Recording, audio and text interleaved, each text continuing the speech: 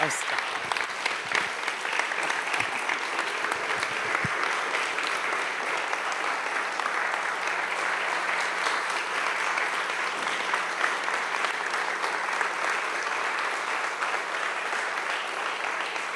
Thank you.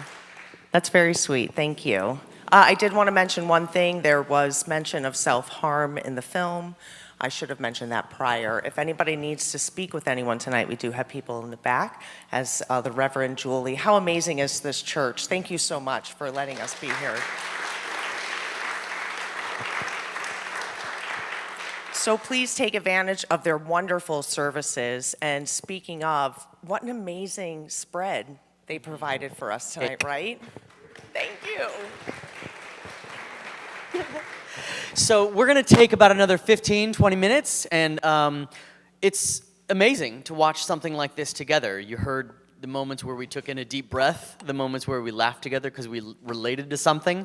With our Q&A, feel free to share, but let's make sure we have a question to ask too when I bring the mic around. So, And then if you do want to share, we do have a couple people with some cameras in the back. Yes. So you're welcome to share. If you see anybody in a camera in here, just know that we won't show your face without your permission. So Right. even though we have the little signs, we're very aware of people's privacy. So. Yep. Anybody have a question? Right over there. Coming to you.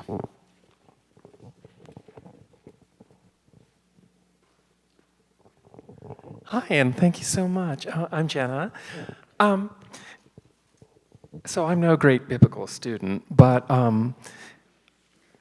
my mother was born Catholic and almost was a nun through different circumstances. That didn't turn out. My dad was raised Holiness Pentecostal. Somehow they got together, and I was baptized Catholic, but years later, when I was in high school, I got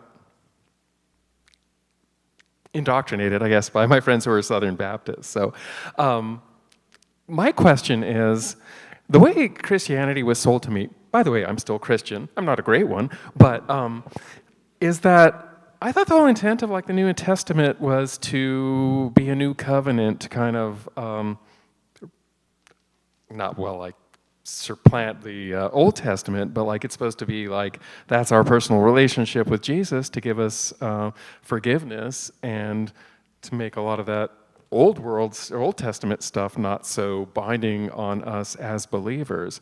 So I always find it interesting from the New Testament or evangelical point of view, because that's how they recruit people, but why do they use that so much, kind of like with the, what do they call it, the Yeah. So, and I don't know if you can elaborate or expand on that thought.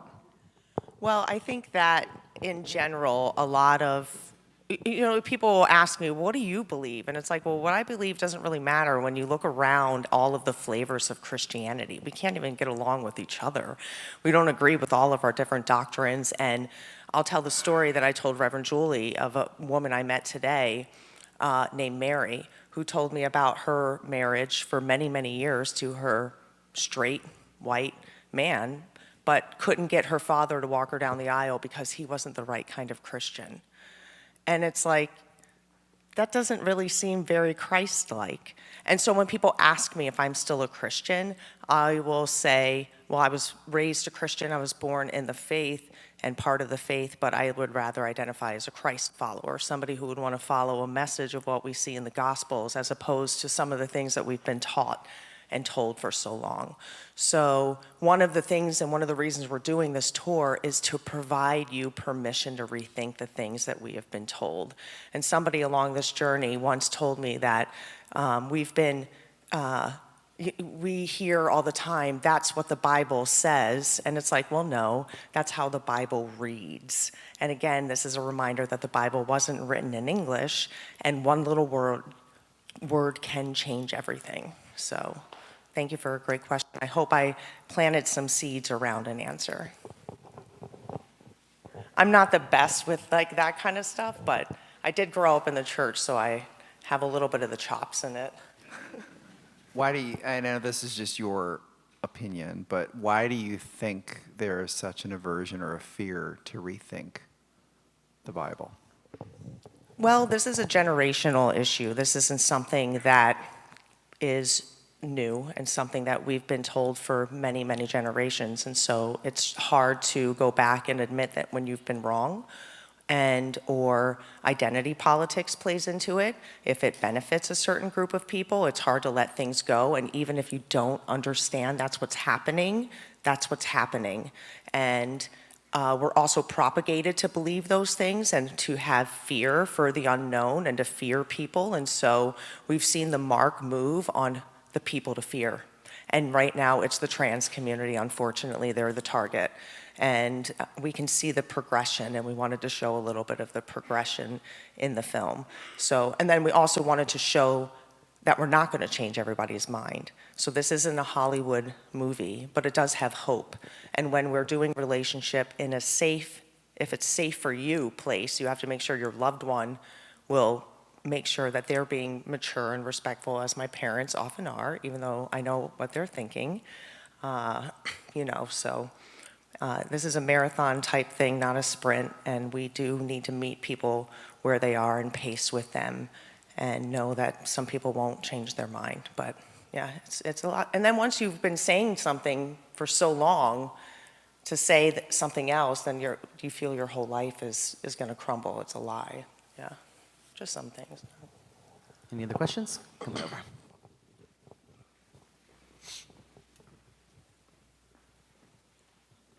Here we go. I was really struck by, did you say it was the RSV, was that original? Is that, I've never heard of that translation. Is that a translation that is still in use? And then my question would go to, what kind of accountability structures are in place for translations that base things off other translations? And then there are addendums and things like that to that original one. Is there any accountability for new ones to go back and change as well then? Yeah, great questions. So the Revised Standard Version is still meeting. They have not only since they knew of the mistake, changed the mistake, but have continued to work to make it as best as they can. So first they went with sexual perverts in 71, which is still a bad translation because it's a blanket statement as opposed to what it is now, which the new Revised Standard Edition updated version, which came out in 2022, says illicit sex amongst men, which forces the reader to say, okay, what's illicit and with whom? What's really going on here? As opposed to a homosexual or a pervert or a pedophile, which it doesn't really translate to that either, even though pederasty was rampant and that's what was going on in some of these cases. They didn't have an understanding of that either. Sex was something you used to do to somebody, not with somebody. So they were all objects. And they would use the young boys because they couldn't use the young girls because they needed to be married off as virgins. And so it was just an excess of lust, excess of passions, and that they would do these things. So as far as accountability is concerned, that's another thing we love to get across. And one of the things we put in the film with the ESV, wanting you to think about who is putting out the translations and who's on the committees. The Revised Standard Version Committee continues to work to put a range of Christians in, so we have voices, different voices. They're also working on amplifying more voices like women and people of color, and recognizing that we need more than white men in a room making decisions for all of us, which is really cool. So we are working on more accountability, and that's part of our mission as well. So, where do you see the future of this film, like you hope to go with this? It's because I know that you've been in a few film festivals, things like that, but I was just wondering what the overarching, what your goal is. But also, another question is, what is something that you were afraid of by creating this project that has, I guess, sort of surprised you or has not turned out how you had hoped it to be? I guess that's kind of two-part, I guess. the one thing that surprised me the most is not getting support from people that I thought would give us support. And one of the things that we had to do to create this film is turn to social media for help. And I believe that this project should be seen all over the world. And I thought we'd be on Netflix by now, but I'll get there in a second with the second half of the question. But in going to social media, we got pushback from people that I'm like, wait, what? You know, I mean, and like really bad pushback, like negative pushback, calling us nasty names and different things. And I'm like, we're just trying to help.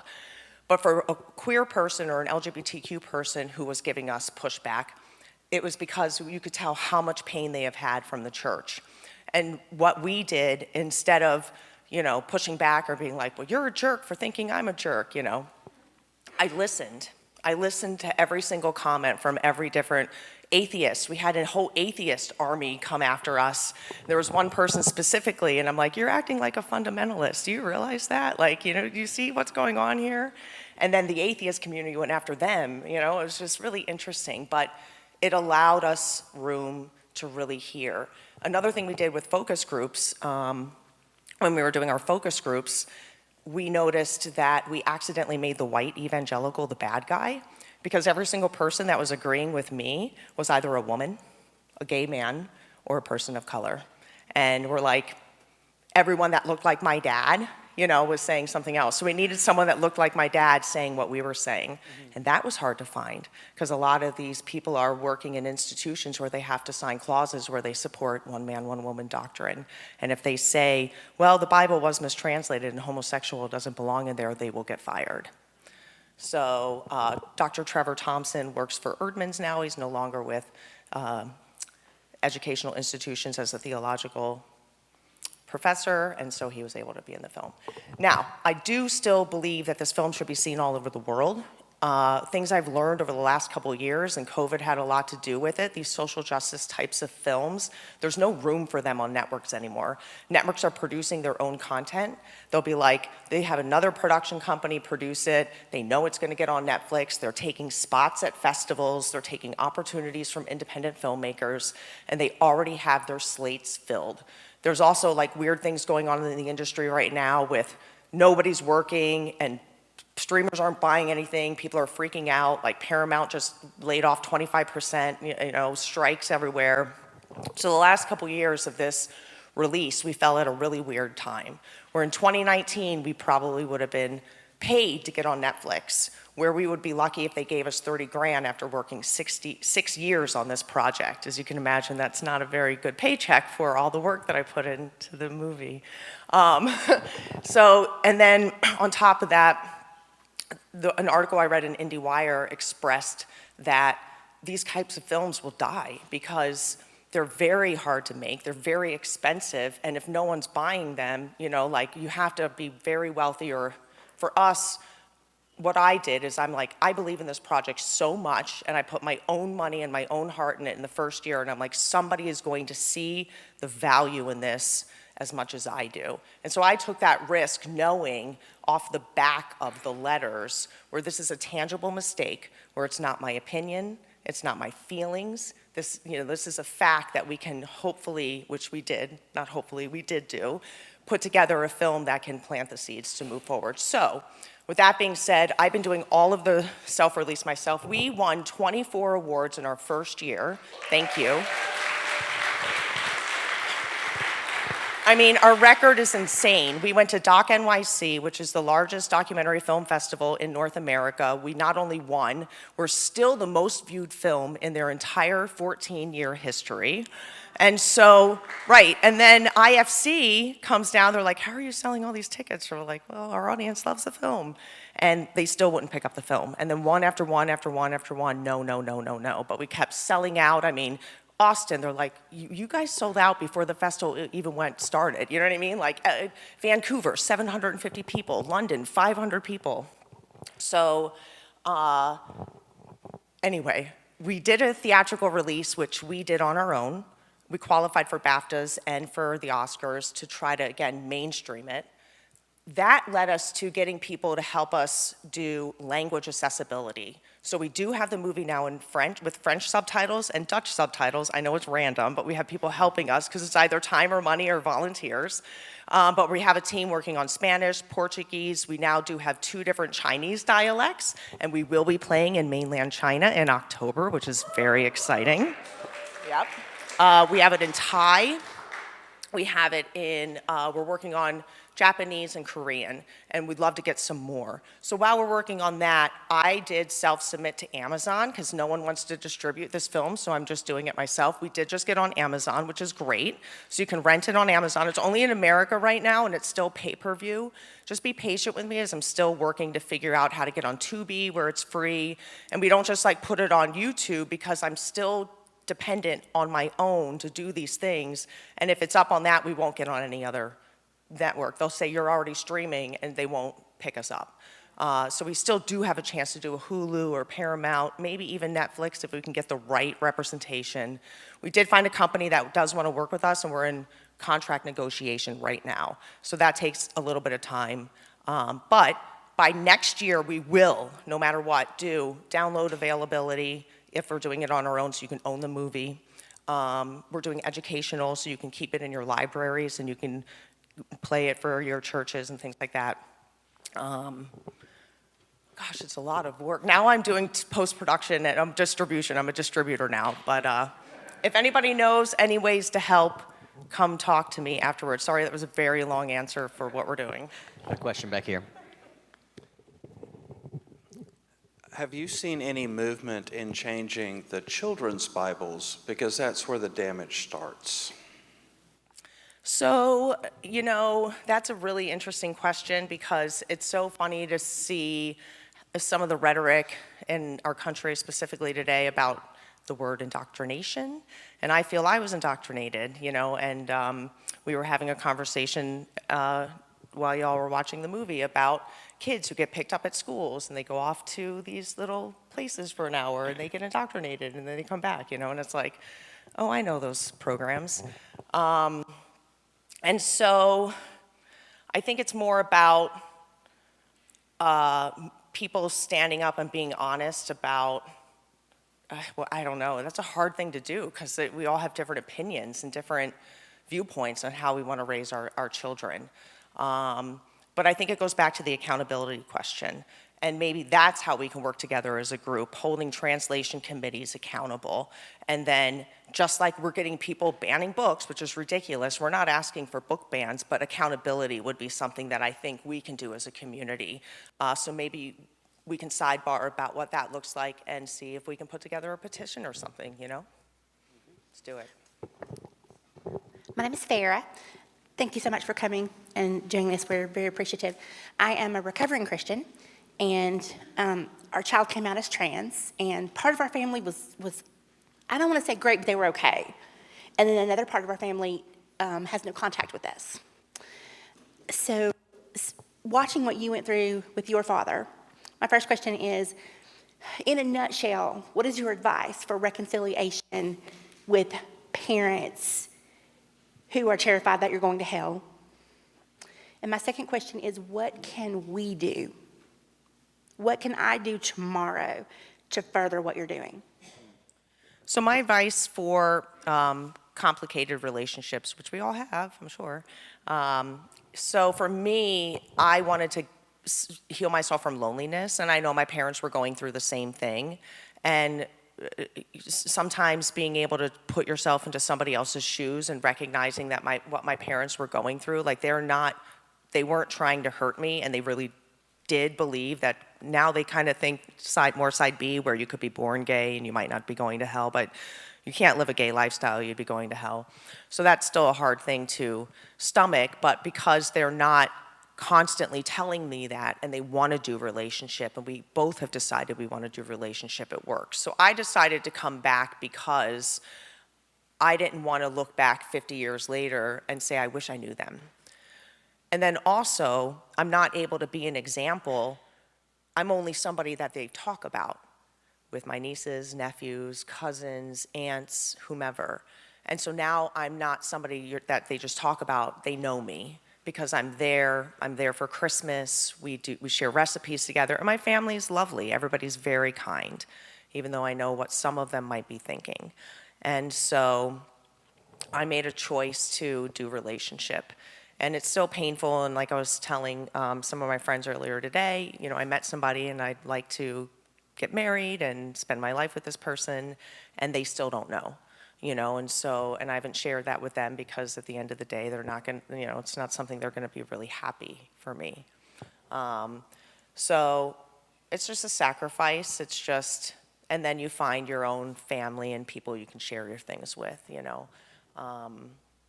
So yeah, but if you're not in a place where your loved ones are able to do that, it is okay to walk away. You can absolutely walk away. Right. Mentally, spiritually, emotionally, physically, be safe. What was the second part of that question? Oh, great question. The best way to support us is follow us on social media at 1946. We are on all social media platforms. Like, share, follow, interact with our page. Leave a comment, leave a like, hit the follow, hit the go forward button. That really helps bump out the algorithm. If you liked what you saw today, rent it on Amazon. I know it's a lot right now, $14.99, but it really does help bump the algorithm out for us, or rent it for someone. Hey, I got you this. It's a gift. It's a great film. I think you should watch it. That'd be really cool. There's t-shirts in the back. Share, tell your friends. That's really just the best way to support us. We do take gas in the RV outside too. It takes $170 to fill up, and we've got lots of miles to go.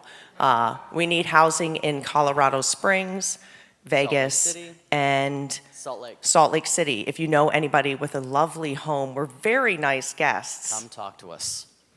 Yes. Another question back here. Yes, I have a T-shirt. It says, "We rise together." A lot of people may not know this, because I learned it later in life, that the Million Man March with Martin Luther King was organized by Bayard Rustin, a black Quaker gay man. And today, the Poor People's Campaign continues without much media, although thousands show up in the street, with Reverend Dr. William Barber II, who is the son of a minister, and he is a bishop. I think it's Disciples of Christ. Anyhow, he has been for many years working after being in the NAACP of North Carolina.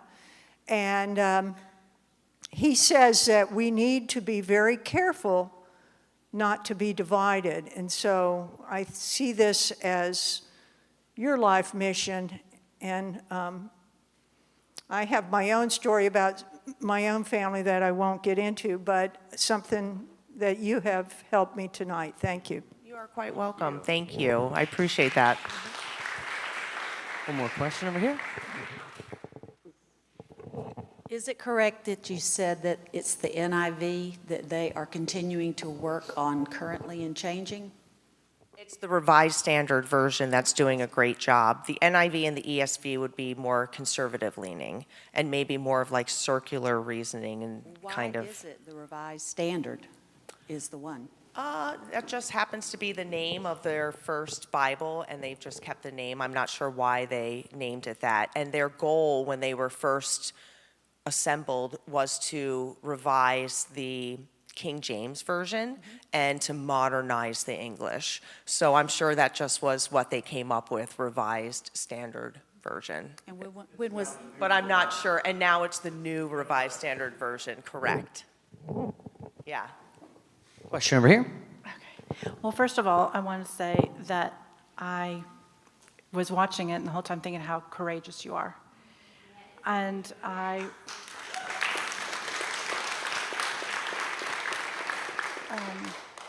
as a parent that wasn't super supportive at first, or didn't understand, or never stopped loving my child, I wanted to speak to that because I think that, it's a process and it's a journey, and there's a lot of mind washing to unwash, to change. But the second part of my question is, now I'm scared to read the Bible because I don't know, and this is not from tonight, but just because of the process, that journey I've been on. What is the RSV the one that you would recommend, or is there a Bible that is safe to read? So that would be the Bible that we would recommend, and that's also going to be answered in the workbook that we're working on. And Dan McClellan, who's a biblical scholar, does really great work on this as well, and has a video that talks about different Bibles to read.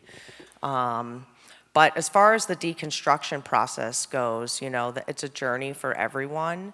And I think there might be some good authors out there, and some groups like the Bible for Normal People is another one, Pete Enns. I'm trying to think of the other author that, Rob Bell. I would recommend reading is it the Bible, what's it called? It's not the Bible for Normal People, that's the podcast. Rob Bell wrote another book. Do you know, Paul, what Rob Bell's book is?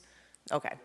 But there are some people that help on that journey as far as us separating from the Bible being authoritative and inerrant to what it really has to offer. I would also recommend talking with some Jewish people about how they look at the Bible and read the Bible, because they allow themselves to be able to read and reread the same verses every year in the same week. They read the same verse in March, it's this passage, and then this passage in April, and they'll come to a new conclusion each year, and they're allowed to do that. And that's what Dr. Anderson was trying to get across in the film. It's a living, breathing thing, and it moves with us. And so I think once we're starting to get that, then you can look at the Bible with new eyes, and not as that, oh my gosh, what else is wrong?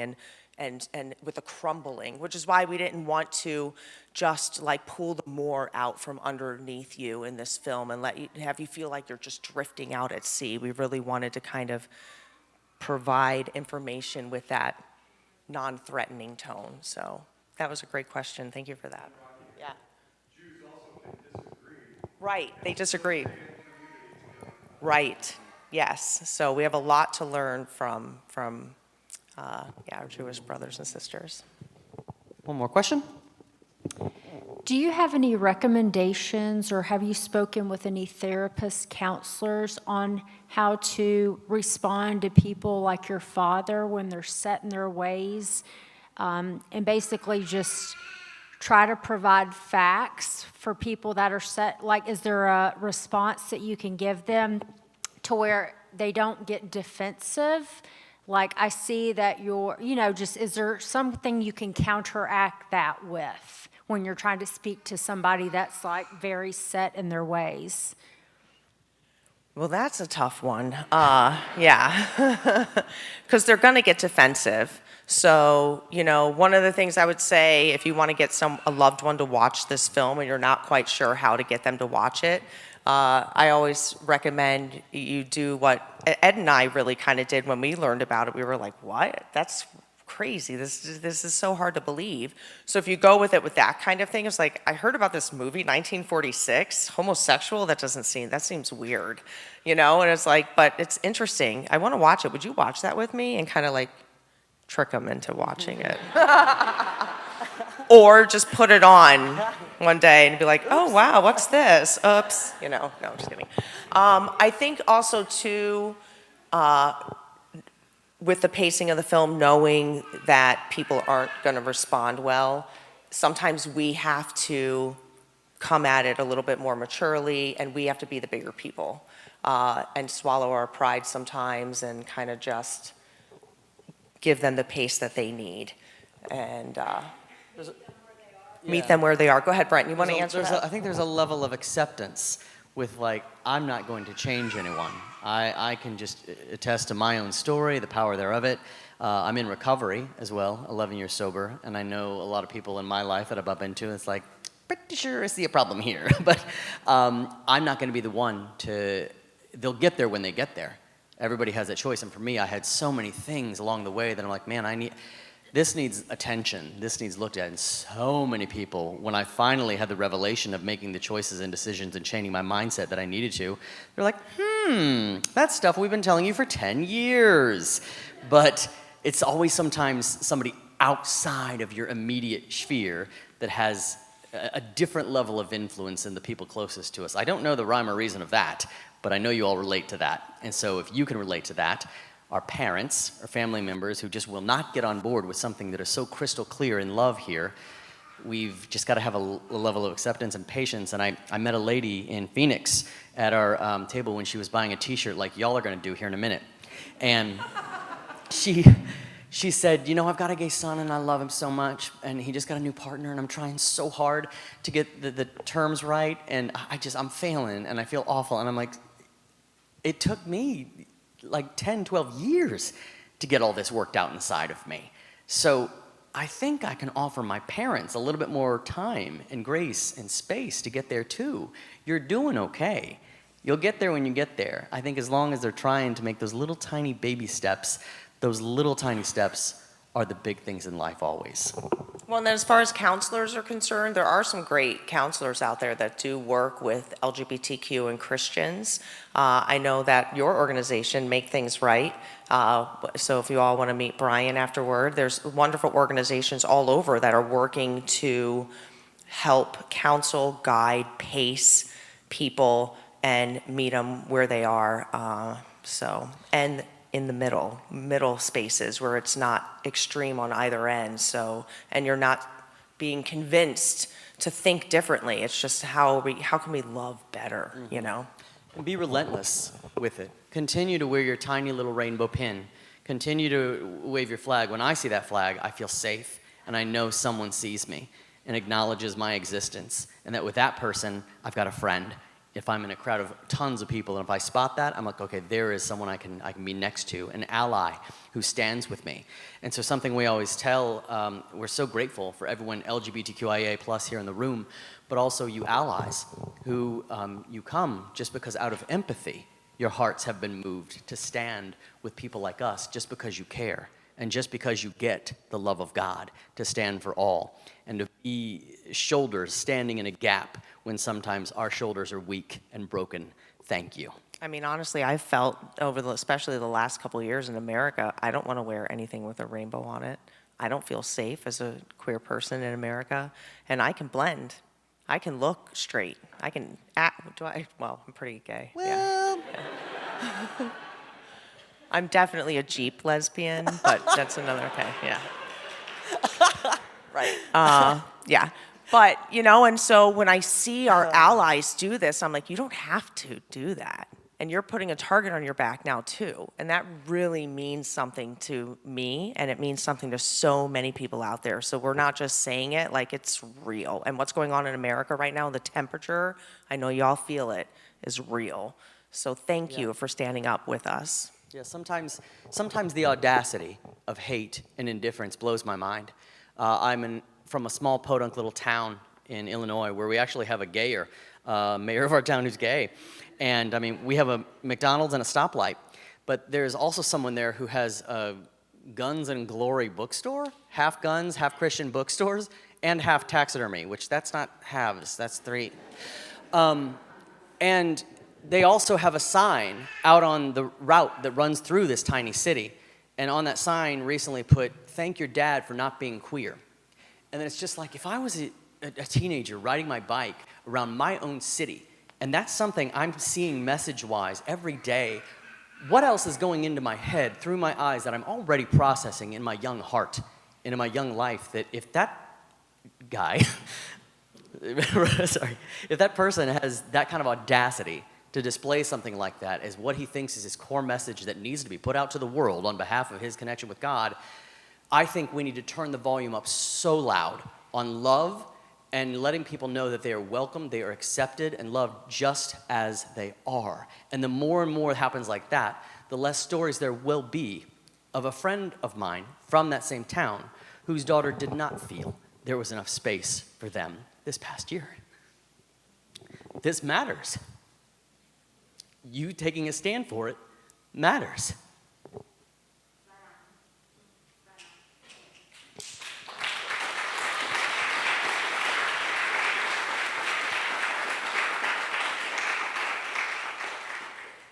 There's a lot of food left in the back, so I'm sure you're going to have to take some of that home with you when you leave. I'm sure people won't mind if you take a plate home.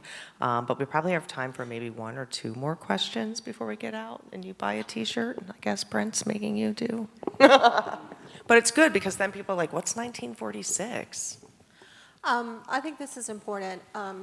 My daughter is non-binary, and my mother, who says she's accepting of my daughter, but yet still supports a church that isn't accepting. And she's like, oh, I love my child. I love my grandchild. I love her. And I'm like, but Mom, do you not understand that what you're doing by supporting a church or by supporting people or giving people a voice who does not support your grandchild, how do you think you're making her feel, making my child feel? And I think this is important because I think it would be good for my mother to watch, because I don't think she understands that my daughter, my child, sees what you're doing, but sees all of what you're doing.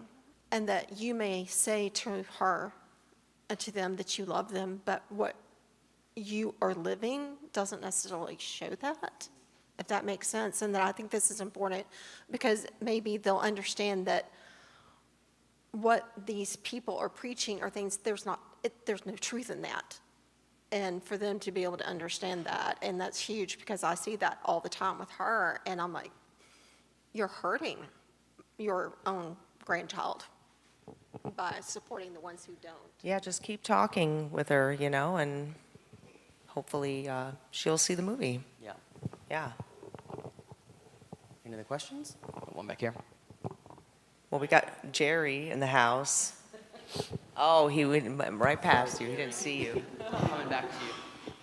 Well, y'all made it. Stop number 10 in Birmingham, the epicenter of the civil rights movement. So we thank y'all for coming here. So I guess my question is, what have y'all thought about this tour of the South? When I was reading Kathy's book, and then that led me to y'all's social media, and we were like, oh my gosh, they're taking a tour of the South.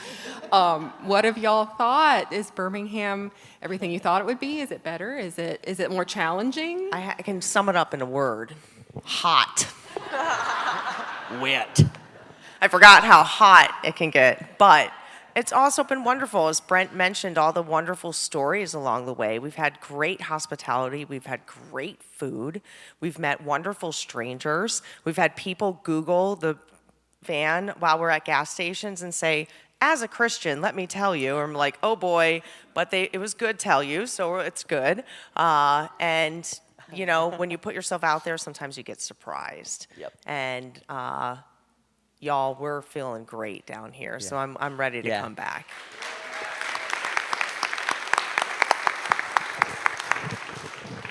Hey, Rock, it's good to see you again.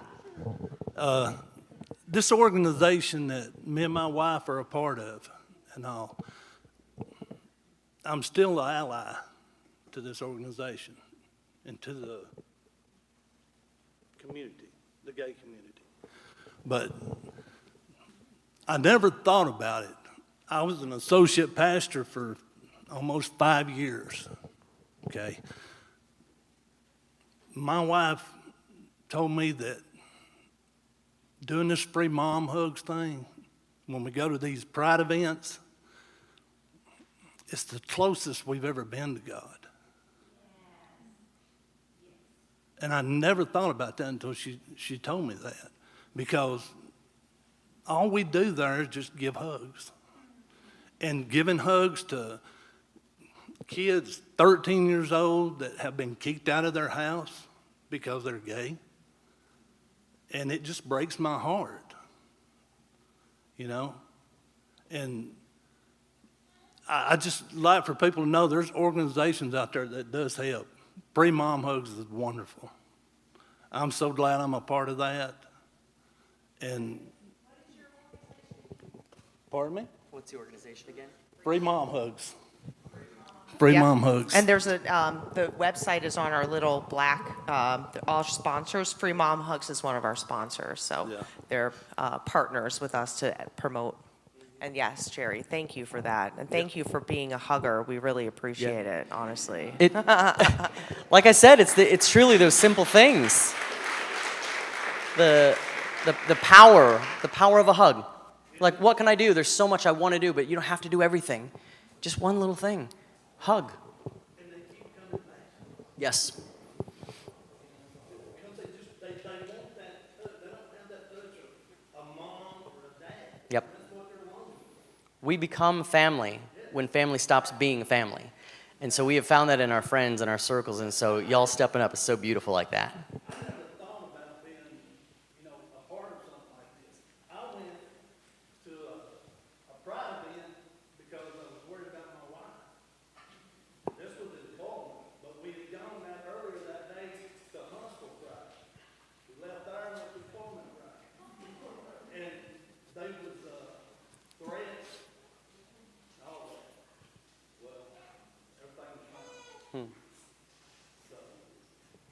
Jerry, there's a person with a camera in the back if you want to do a little Yeah. bit more. I'd love to get Yeah. some talking to Liz in the back. And if Yeah. anybody else wants to as well, and I'm sure Elliot will be going around a little bit too.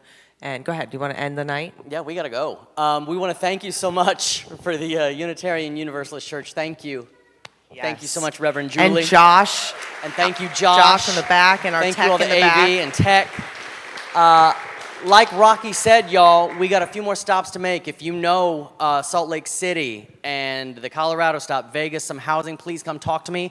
This pocket is open if you have cash for a tank of gas or new tires or whatever we need on this shoestring budget. And don't get out of here without hugging us or telling us your story and buying a t-shirt. Thank you for very coming. much, you guys. Thank you.